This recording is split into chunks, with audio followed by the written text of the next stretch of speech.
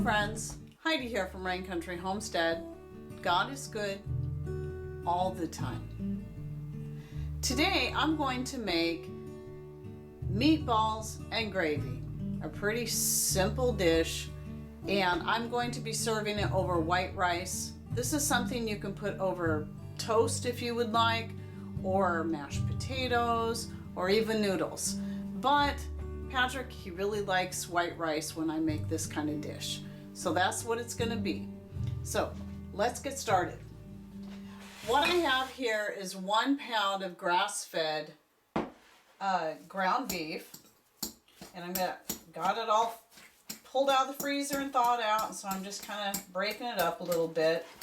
And now when I make my meatballs, it's another one of those things I don't always do exactly the same every time, but there are some things that I do the same every time.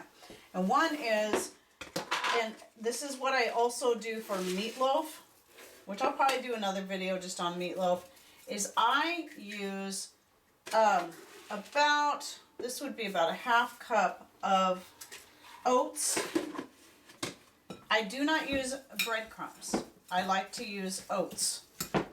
And sometimes I'll throw seeds in there. And today I've never done sesame seeds in my meatballs, but I think I'm going to throw a little bit of sesame seed in there today. So that's a new addition for me. Sometimes I put other seeds like poppy seeds. Another new one I'm going to try is the chia seeds. I've never tried the chia seeds in the meatballs. And the purpose for the seeds is really just to add a little more nutrition.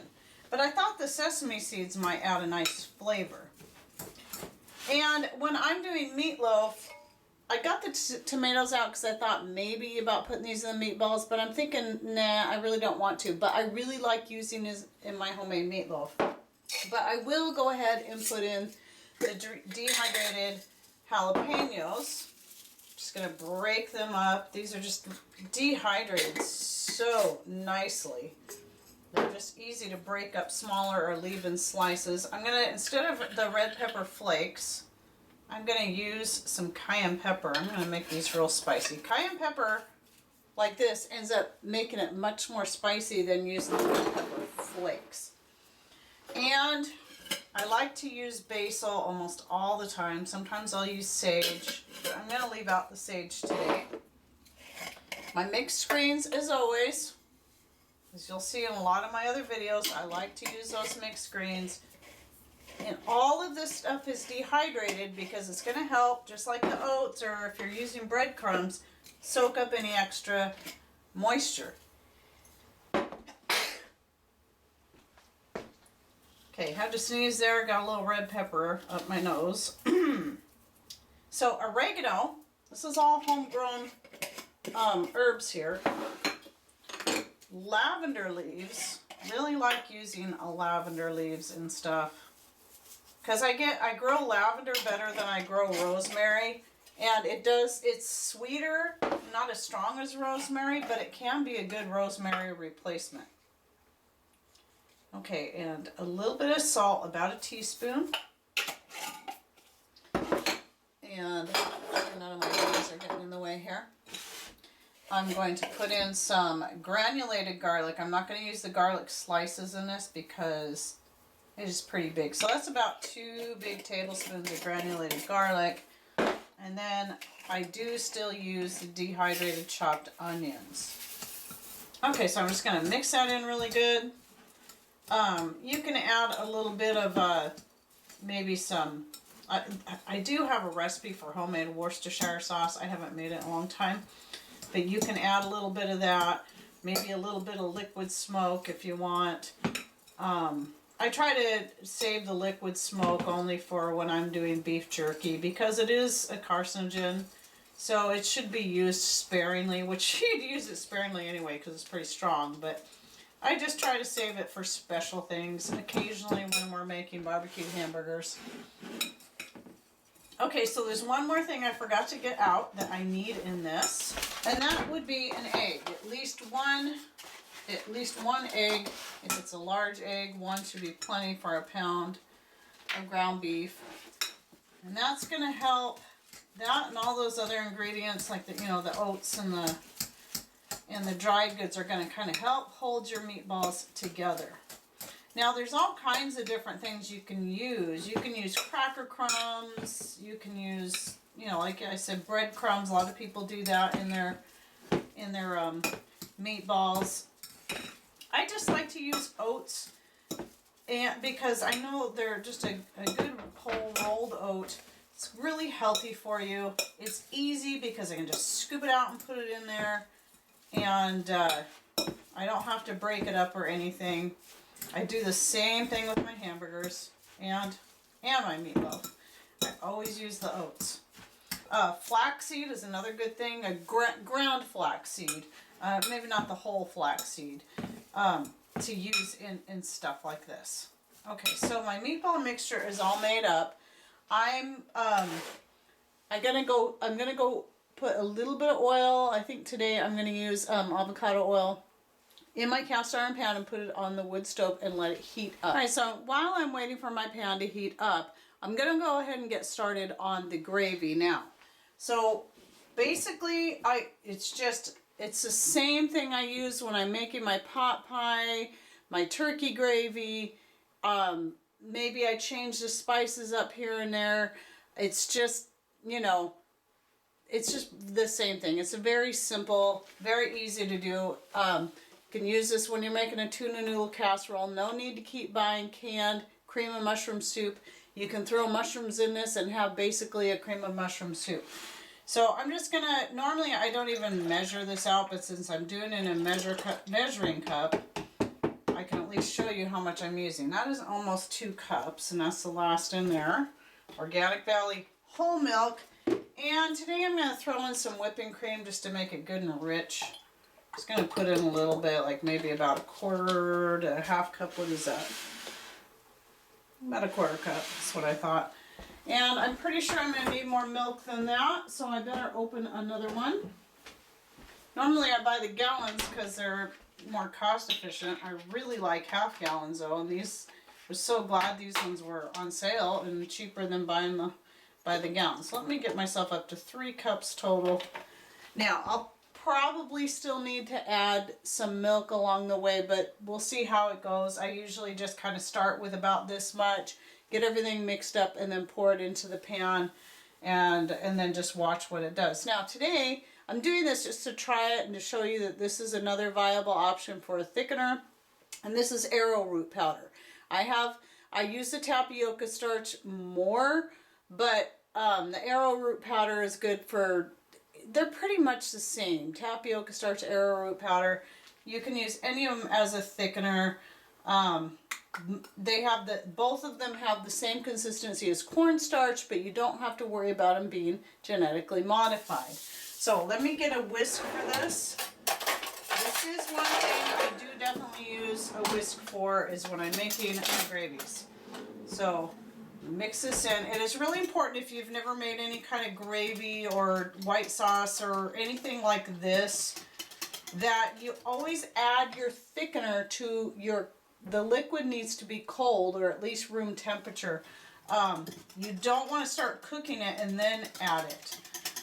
So you're better off having it end up being too thick, because it's easier to thin it out with the milk than if it's too thin and you try to add more starch. But if you have to add more thickener, then you need to do it in a separate, smaller container, a little bit of cold milk, water, whatever it is you're using, and then your thickener, and then, you know, blend it well, then blend it into your gravy if it's already hot.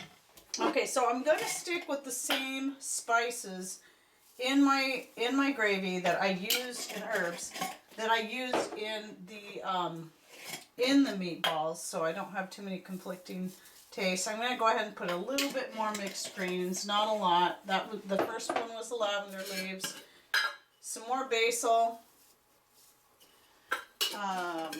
So these are probably about a teaspoon of each, and since I use the cayenne pepper in the meatballs, I'm going to use the red pepper flakes in the gravy, and then some oregano, and of course I still need some salt, which I already put away because I forgot. So So basically you're just going to get this blended up real well, and then you're not going to cook this until after your meatballs are done, because you're going to use whatever oil is left or grease is left in the pan from the meatballs to cook your gravy. So again, another teaspoon of salt. And I always say this about the salt because I get new followers, new subscribers all the time. You need to make sure you're not using white salt. If you still have a bunch of white salt, which I have a lot. I have like, I don't know, almost 100 pounds of white salt, but I don't use it for cooking. Even though it's sea salt, it's still processed. It's got all the minerals removed from it. If it's white, it doesn't have any nutrition left in it. So I use that for adding to cleaning things, for killing vegetation that I don't want growing in certain areas, but I don't even do that anymore. I usually just let stuff be when it comes to that.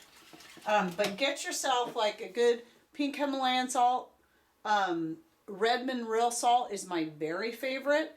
The gray salt, that's the Celtic sea salt, that's the saltiest one, but that one does come from the sea, but it is going to probably have more iodine in it. If your salt needs to have color to it, that proves that there's still the minerals in it. The Redmond real salt, like I said, is my favorite. It's mined here in the U.S., in Utah, I believe, and it's kind of a beige color with lots of flecks. Sometimes it can get just a little bit gritty, but that's because of those good minerals that are still in the salt, and your body needs those minerals. We're very mineral deficient here in the U.S., and so that's one of the major factors to a lot of the disorders that you're seeing. It's coming from a mineral deficiency. So get the good healthy salt. Good healthy salt is actually good for you and will lower your blood pressure, not raise it. White, that salt that's had all the good stuff removed from it, that will raise your blood pressure, but the good stuff will lower it because of the minerals in it. Okay, so I'm not ready to start cooking this yet, and I'll come back when I'm ready to shape the meatballs.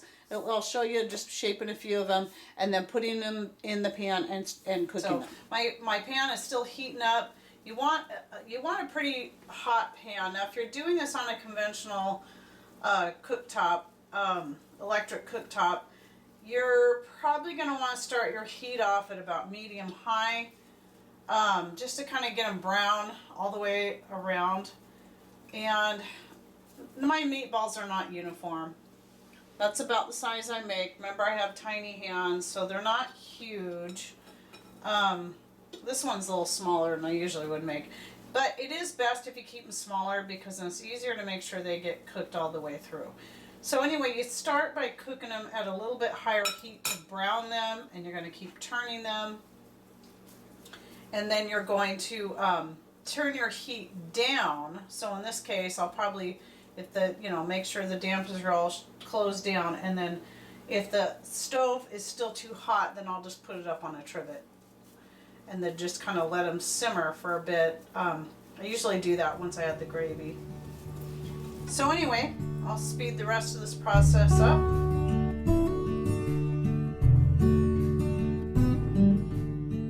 Alright, so my meatballs are all shaped and ready to cook, so I'm going to take you in there, and hopefully the lighting will be good enough. And anyway, off we go. Alright, so there's my cast iron pan. And let me turn this light up here on too, it helps. The battery's low, so it's probably not as bright as it could be. You get new batteries in there. So I'm just going to set these in here. And you want, like I said earlier, you want to make sure you keep turning them and try to get them evenly browned on all sides. Alright, so this pan here is a 10-inch. I wrongly called it, or the one like it where we cut the handle off, a 12-inch. The one that I did the cinnamon rolls in. You can find that video right up here. Actually, it's a set of video. I tried to do them in 2 parts, so, 2 10-minute segments instead of one 20-minute. But anyway, Patrick cut the handle off one this size so I could use it in my toaster oven. And I just love it. It's perfect. But it's not a 12-inch. It's a 10-inch. Just so you can get an idea what this looks like here. So remember, this is a pound of ground beef. and then all the stuff that I threw in there. And these obviously as they cook, even though it's a pretty lean meat, it's still gonna cook down a little bit and get smaller. So you're just gonna keep turning these. This heat is actually, my thermometer back there says 250. So this is actually good heat for browning the meatballs on. You really want to make sure they get browned good all the way around. That's very important. All right, so I will come back when these are more done, and then I'll show you what I do with the gravy. All right, so my meatballs are pretty well browned all the way around. So now what I'm going to do is I'm going to go ahead and just pour the gravy mixture right into the pan with the meatballs. Now this isn't technically the right way to do it. A lot of people would just take the meatballs out and then cook up their gravy and then put the meatballs in. But I don't like to dirty up another pan or dish if I can help it, and this works really good for me. So I just pour, I make sure I stir it again really good with my whisk before I put it in there. Because the thing is you're going to want to simmer your meatballs some more in the gravy anyway, so why not do it while it's cooking?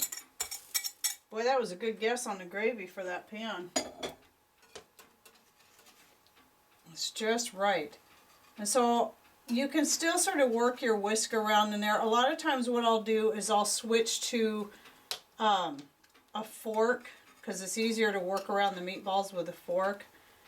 And so I'm going to go get my big fork that I like to use, and I'll be back when this gets thicker so you can see what it looks like. Alright, so my gravy is pretty well thickened up the way I want it. It's just a little bit on the runny side, but that's okay. It's getting there, but I'm going to go ahead and take it off the heat because I'm not quite ready for dinner yet. I still got time before Mr. Rain comes home, and I still got to cook up my side of green beans and my rice. And what I'll do, but I just want you to see, and that's with using the arrowroot starch, which is the first time I've ever used that as a thickener, and it seems like it takes a little bit longer than maybe the tapioca starch or the white rice flour, but it still is doing a really good job making a nice smooth gravy. So yeah, I'm going to take this off the heat, and then what I'll do is I'm going to just, when I'm ready to serve it, I'll just go ahead and take a picture of it, and so you can see what it looks like all done and on the rice, and I'll insert that picture right here. So I hope you enjoyed this video and that you learned something new, and again, I'm trying to show you how easy it is to cook from scratch, how easy and how frugal. So thanks for watching. Take care and God bless.